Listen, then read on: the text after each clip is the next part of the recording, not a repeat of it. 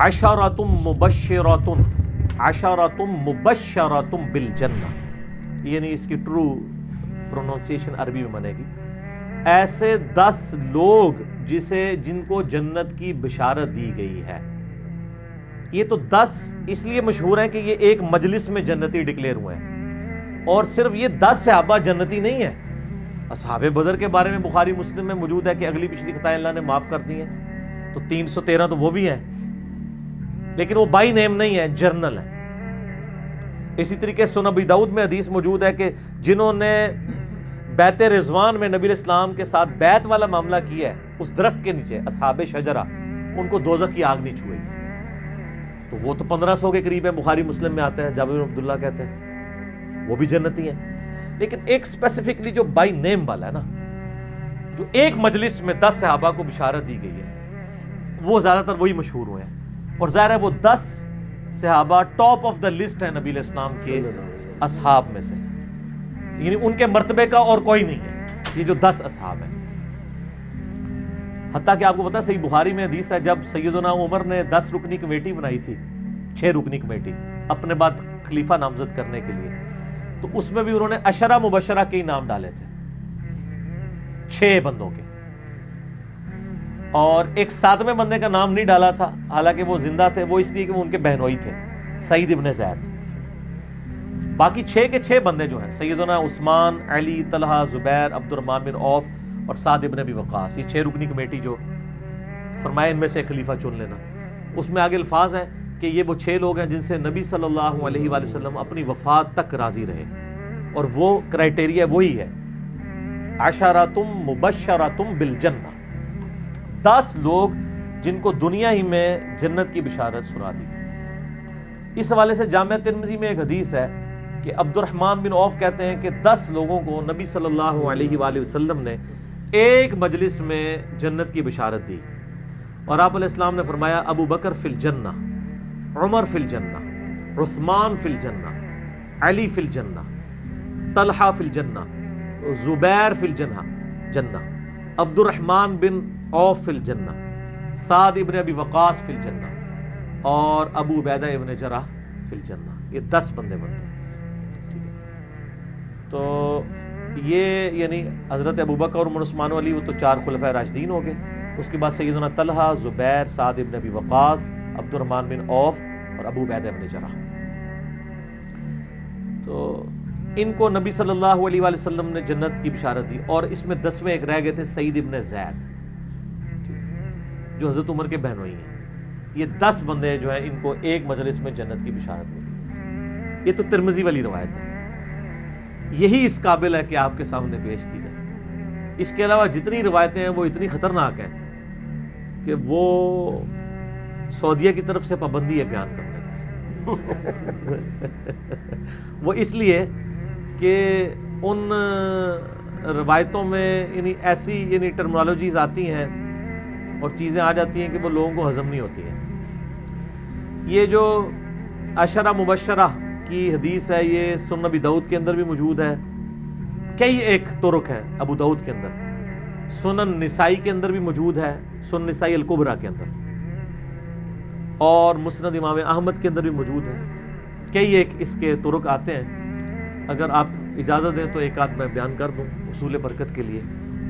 یہ بھی حدیث متواترہ بھی کہلائے گی اگر اتنے طرق ہیں، یعنی اہل سنت کے ہاں تو یعنی ایک سمجھ لیں کہ ایگریڈ اپان ایک صحیح الاسناد احادیث میں سے ہے، یعنی اہل سنت میں تو کوئی دوسری رائے نہیں پائی جاتی۔ البتہ اہل تشیع اس روایت کے اوپر یعنی اس کو ایکسیپٹ نہیں کرتے ہیں، لیکن اہل سنت میں سب کے ہاں یہ پائی جاتی ہے، لیکن وہ ترمذی والی روایت بیان کر کے نا جان چھڑوا لیتے ہیں، اور وہ بڑی سادہ سی ہے نا، وہ اس کے ساتھ باقی چیزیں نہیں جڑی ہوئی ہیں، اسی لیے وہ بیان کرتے ہیں۔ اور جو جس روایت کے ساتھ چیزیں جڑی ہوئی ہیں نا، وہ ابو داؤد میں کئی ایک روایتیں ہیں، سنن نسائی الکبریٰ میں موجود ہیں، مسند احمد میں موجود ہیں، وہ صرف ہم نے ہی اپنے ریسرچ پیپر یہ کربلا والے میں بیان کیے نا، واقعہ کربلا کا حقیقی پس منظر 72 صحیح الاسناد احادیث کی روشنی میں، یہ یعنی ہم نے بیان کرنی ہے نا۔ وہ ابو داؤد میں ایک حدیث موجود ہے، مسند احمد کے اندر بھی حدیث موجود ہے، اور اب اس میں کیا کچھ ہم بیان کریں، دردناک چیزیں ہیں. ایک تو ان روایتوں کے اندر درد ہے، اور پھر جو محدثین لکھ رہے ہیں نا، انہوں نے جو کچھ اس کے ساتھ یعنی انجینئرنگ کرنے کی کوشش کی ہے نا، وہ بھی بڑا خطرناک معاملہ ہے. مثلا ابو داؤد حدیث لے کے آتے ہیں، میں نے اس کربلا والے ریسرچ پیپر میں بھی ڈالی ہوئی ہے، یہ عشرہ مبشرہ والی، اور اس میں وہ کیا کرتے ہیں، وہ آپ میرا ایک کلپ بھی ویسے چڑھا ہوا ہے یوٹیوب کے اوپر، سنی اور شیعہ کتب میں حق چھپانے کی 2 مثالیں.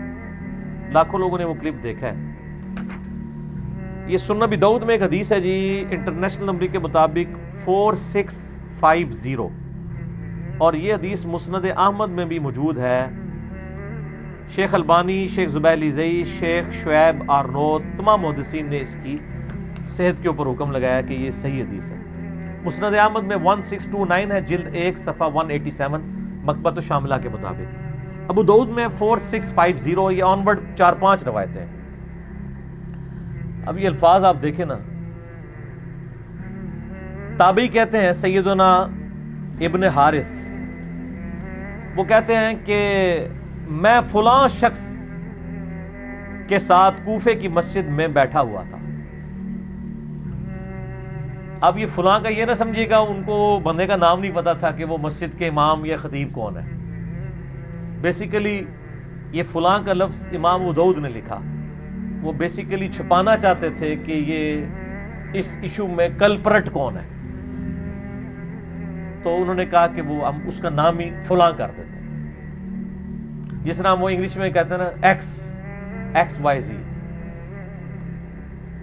لیکن یہی حدیث جب مسند احمد میں آتی ہے نا، تو اس میں فلاں کا نام بھی ہے کہ وہ کون ہے. تو ابھی آپ یہی مزہ لیں کہ فلاں شخص کوفے کی بڑی جامع مسجد میں پلنگ پہ بیٹھا ہوا تھا. اس وقت ظاہر ہے مسجد ہی ہیڈ آفس ہوتی تھی نا، اور وہ گورنر کوفہ بھی تھا، اور دور ہے حضرت معاویہ رضی اللہ تعالیٰ عنہ کا. تو سعید ابن زید یعنی حضرت عمر کے جو بہنوئی ہیں، اولو العزم صحابہ میں سے، وہاں تشریف لائے تو اس فلاں شخص نے انہیں خوش آمدید کہا اور تخت پر اپنے پاؤں والی طرف ساتھ بٹھا لیا. باقی لوگ زمین پہ بیٹھے تھے، انہوں نے تخت مسجد میں بٹھایا ہوا تھا، کوفے کی بڑی جامع مسجد میں.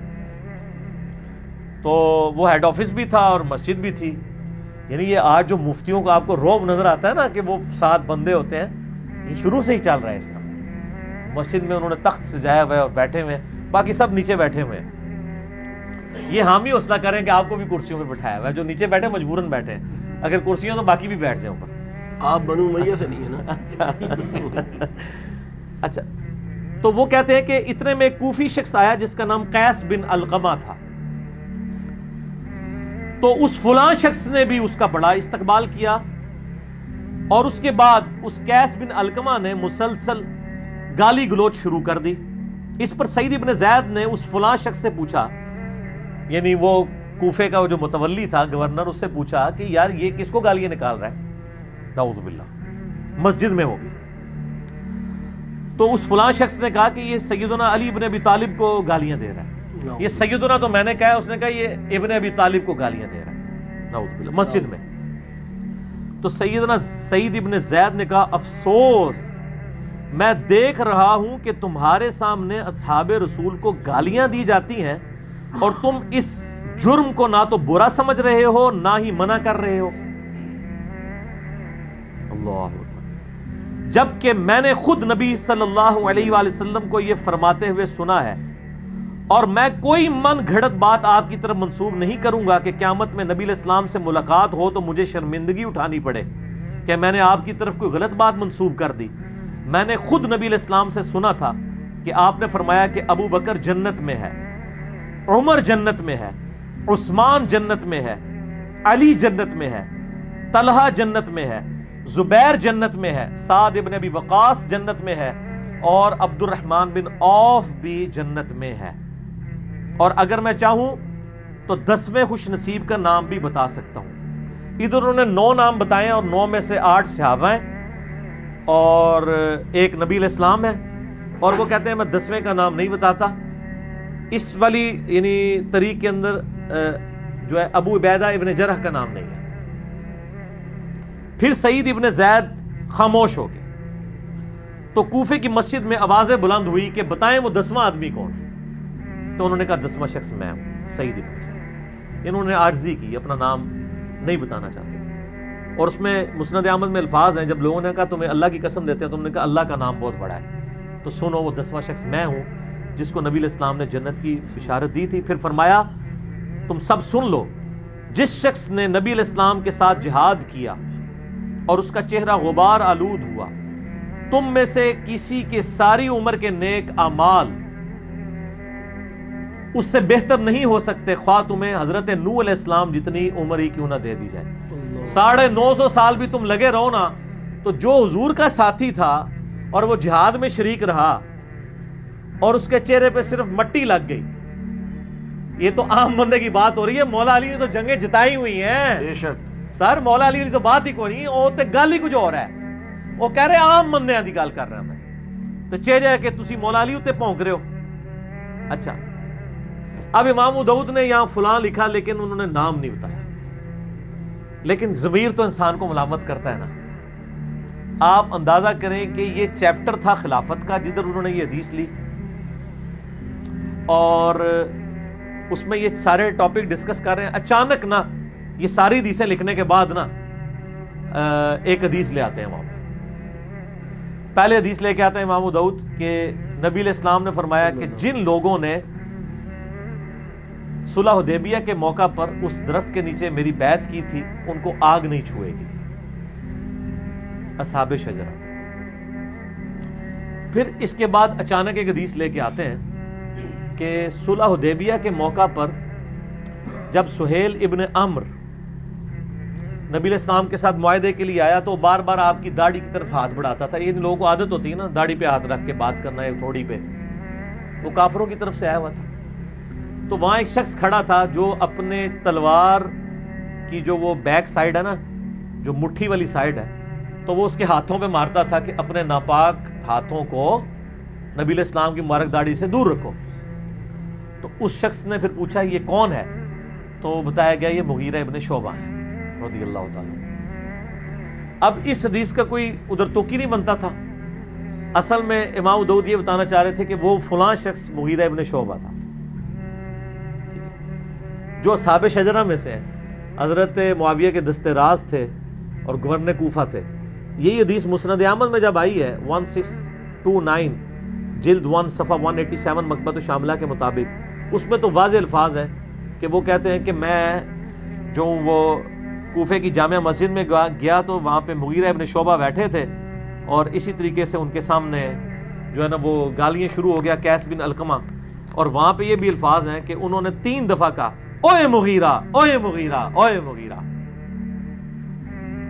تو نبی کا صحابی ہو کے یہ کام کروا رہا ہے اپنے سامنے، چلو کسی اور بندے کو تو زیب دیتا۔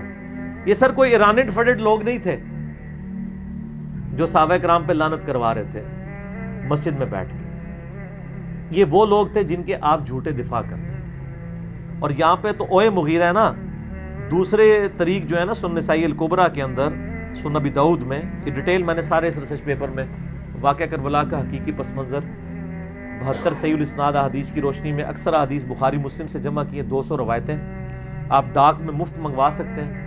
+92 321 5900 موبائل نمبر ہے، صبح 9 سے ظہر تک اور شام کو عصر سے مغرب تک آپ رابطہ کریں اس نمبر کے اوپر، فری ڈاک آپ کے گھر یہ ریسرچ پیپر 200 روایتوں پہ مشتمل آ جائے گا، اہل سنت کی حدیث کی کتابوں سے، حکمرانوں کی تاریخ نہیں۔ اس میں میں نے یہ سارے طرق جمع کیے ہیں۔